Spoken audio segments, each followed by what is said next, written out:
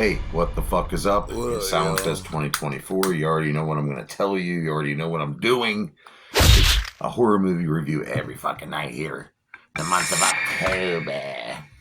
We're going to pick ourselves some good ones. And just so you know, I had someone asked me the other day, hey, PJ, when you do your movie reviews, are you wearing pants?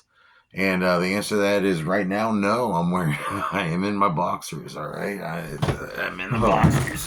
Sorry there, I knocked my camera over trying to show you my nutsack. No, I would never do that. I would never fucking do that. There might be kids watching.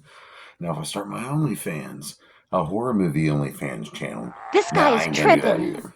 Okay, so it's Franken Friday, and we're gonna talk about Frankenstein. Yeah, Mary Shelley wrote a fucking novel back in 1800 about a scientist going around taking dead body parts and stitching them together and shocking with a lightning bolt and bringing it back to life, and it causing a rampage and killing people. One of the oldest tales ever has been redone so many times, and of course the immortal, godlike Boris Karloff played the original Frankenstein. And there's been some others. Hammer horror films did their own version. There's been version after version after version after version. Well, in 2015, 20th Century Fox, they decided they were going to make another version, make it more like the Mary Shelley's Frankenstein. When they're all, yeah, Mary Shelley's Frankenstein in the 1990s. That was a good one too. But anyway, 20th Century Fox said, "Fuck it, we're going to do it. It's 2015. Let's make another one," and they did. This time, it's in the perspective of Igor. Yeah, Igor, the assistant with the hunchback, But guess what? It's the whole hunchback stereotype is taken care of within the first 15 minutes of this movie, and he's no longer a hunchback anymore. And it's a pretty cool reason why he's not. I like how they snuck that in there. But so this perspective by Igor of the whole thing, how Frankenstein's monster got created. And this movie is called Victor Frankenstein from 2015. And yes, I think it's weird that it's called Victor Frankenstein, but it's in the perspective of Igor. Oh well. And it's directed by Paul McGuigan, who was also responsible for Lucky Number 11, which I almost reviewed here. And I didn't because you guys didn't vote for it, so it didn't get done. It is written by Max Landis. Now, Max Landis is the son of a famous horror director, John Landis. He also directed the Thriller video. But yeah, his son, Max Landis, he's in the horror genre now. And he also in the comic book world. He also does work for DC and Image Comics. We also have a movie he did called Patient Zero, which I have not seen. I've always heard good things about it, though.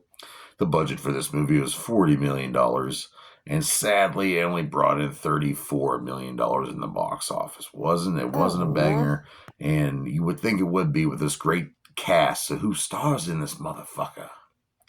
We got Freddie Fox playing Finnegan. He's a cocky little arrogant son of a bitch.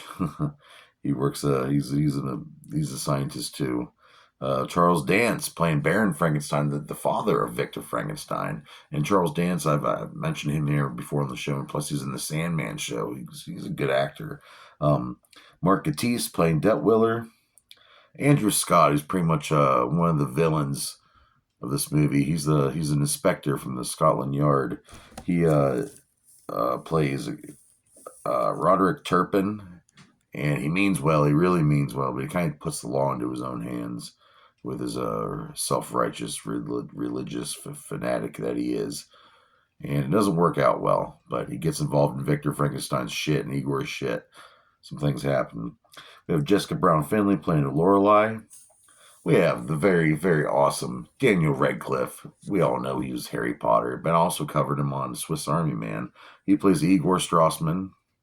And James McAvoy, the motherfucker from Split, and he plays Professor X. He's just all around great. I mean, he's in It Chapter 2, playing Victor Frankenstein. And yeah, like I said, Victor Frankenstein is obsessed with trying to bring things back to life to make death not so permanent. You know what I mean? And he goes to there's this freak show circus kind of thing. And they're using Igor. He's got this big hump. And like I said, it's not really a hunchback. He's got a big fucking cyst on his back. It just needs drained. That's really all it was. He finds a girl, Lorelei. He falls in love. And he's just very brilliant, too. And Victor right away just loves him. They become tight. So yeah, and they go around and start collecting animal parts. The first they put together this like monkey creature thing and bring it back to life, and using placenta juice and pure electricity and stuff like that. And boy, is that scene fucking crazy. And then yeah, but it gets down to the inspector, the cop. He's pretty much, hey, body parts are turning up missing. I think you have something to do with it. And he gets in Victor's shit, and he doesn't put up with it. And yeah, do we get to see a Frankenstein monster? Yes, you do. Of course, it's the movie about Frankenstein, but it's not exactly like the Mary Shelley version. The Mary Shelley version was there's a lot more to it. In the 1990, I think 94, if I'm wrong, I know you'll tell me in the comments. But that one was where Robert De Niro is the Frankenstein monster. Yeah, that's actually a good movie. It's very accurate. This movie not so accurate, but accurate enough. And yeah, but what other tidbits do I have here for you? I already mentioned, it's based off Mary Shelley's work. The cinematographer was Fabian Wagner, who did a lot of Game of Thrones stuff. It is really good cinematography. It was filmed in the UK, and they filmed some parts of it in the Chatham Historic Dockyard. And yeah, like I said, it's a good-looking movie. It's pretty. However, it takes place back in the day. It's a little too clean looking for me. I think it should have looked a little grittier. That if you ever watched the show Penny Dreadful, that show perfectly picks up the whole Frankenstein, Dracula, and all those other stories like that. Check that show out, Penny Dreadful. But it's a little too clean, a little too mainstream looking for me, if you know what I mean. Uh, Playing the monster, which was referred to as Prometheus, because guess what? Whenever someone sees Frankenstein, that's Frankenstein. No, it is not. That's Frankenstein's creation, his monster. Technically, his name is Prometheus. So, but Prometheus is played by two dudes. One was a kickboxer named Spencer Wilding, and the other one was Guillemani Delani. And they both. He's a scary looking motherfucker when you finally see the Frankenstein monster at the end. It's pretty impressive. They did, and they used real lightning bolts and real buildings falling down. They did use CGI, like when Victor's examining someone's like fractured arm. You kind of see like an outline of what's really going on inside their body, like an X-ray. It's cool. There's some cool stuff in this movie. Julie Dartel did the makeup, and she's an award-winning makeup artist in the film world. And yeah, I really feel she did well. Like I said, some people looked a little too pretty though for me. They should have looked a little more grittier, but that's fine. It's still good. And Millennium FX and Waldo Mason Effects did the prosthetics for this movie. You will see lots of body parts, animal and human. And like that monkey scene's that's wicked. It's pretty gross too. And when you see the Frankenstein monster Prometheus finally rise, it's alive, it's alive, it's so fucking awesome. And it ends kind of sadly, but it's a good. It's not a bad movie. It's not my favorite movie. This is not something I want to watch all the time. The acting's not bad. It tries to be a little too funny, I think. I'm not saying it should be devoid. I'm not saying it should be devoid of all humor, but it's got some humor. It doesn't really like Thor: Love and Thunder kind of humor. It wasn't necessary. Still a good movie. And what do I rate this movie, Victor Frankenstein from 2015, directed by Paul McGuigan? I'm gonna have to say 2 out of 5 dog dicks for this movie. It's not bad. It's pretty good. It's on Max right now if you want to go watch it. If you're a fan of James McAvoy, if you're just a Frankenstein story loving motherfucker like me. Because I plan on being Frankenstein this year for Halloween, actually. I got the Boris Karloff mask over there. I'm looking forward to it. But yeah. Oh, there's baby.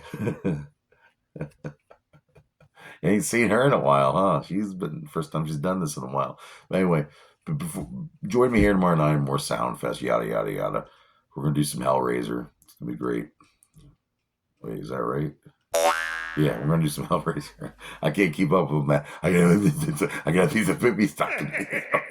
But before that, here, check out this quick little clip, and I might have to stop doing these clips soon because I keep getting copyrighted, even though I'm only doing little. We'll see. Fuck it. Here's a quick clip from Victor Frankenstein. See you later. Happy Halloween. Pretty good movie. Like I said, a lot of people went and saw it just because of the Daniel Radcliffe was in it.